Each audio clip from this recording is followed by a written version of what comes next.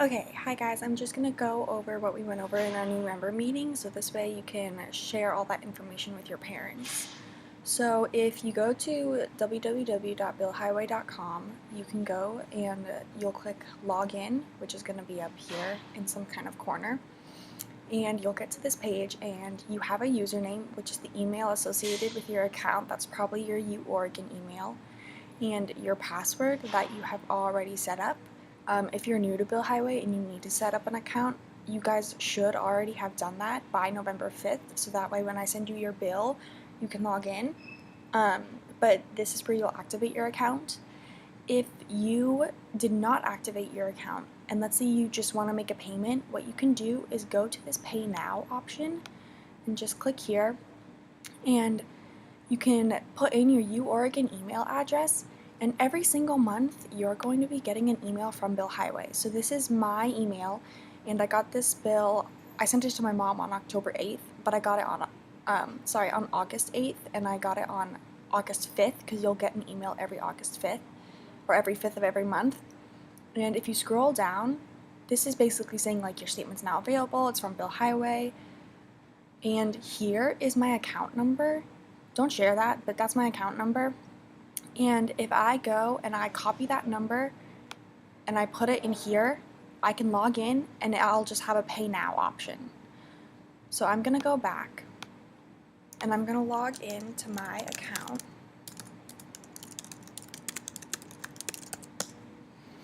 And this is not what's going to pop up when you log in. I'm an administrator of Bill Highway, so that's not going to pop up, but when you log in, this is what's going to pop up. This is what your screen will look like.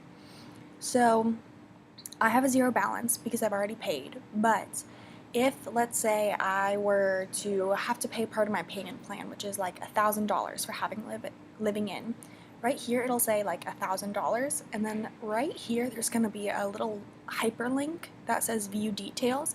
You can click on that and actually see what you're being billed for. So if you have any questions, why is it so much, what's going on, just click on this and look at what you're actually being billed for before you contact the treasurer, because that will help them if you have any questions.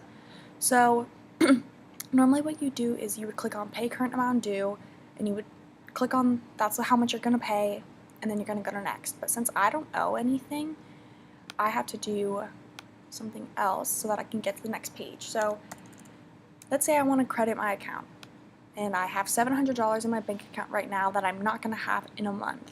And I know that I'm going to have to pay this money, so what I want to do is I want to credit my account. So this money is just going to be extra money in my account, so that way when I get billed on November 5th, I will have this money that will just automatically pay my bill. So like if you were a new member, you could log in today and say, I want to pay $707 to credit my account. So that way, when I get my bill on November 5th, I don't even have to deal with it. I will already have paid. Then I'm going to click Next. And this is really important. So we spend $18,000 on transaction fees.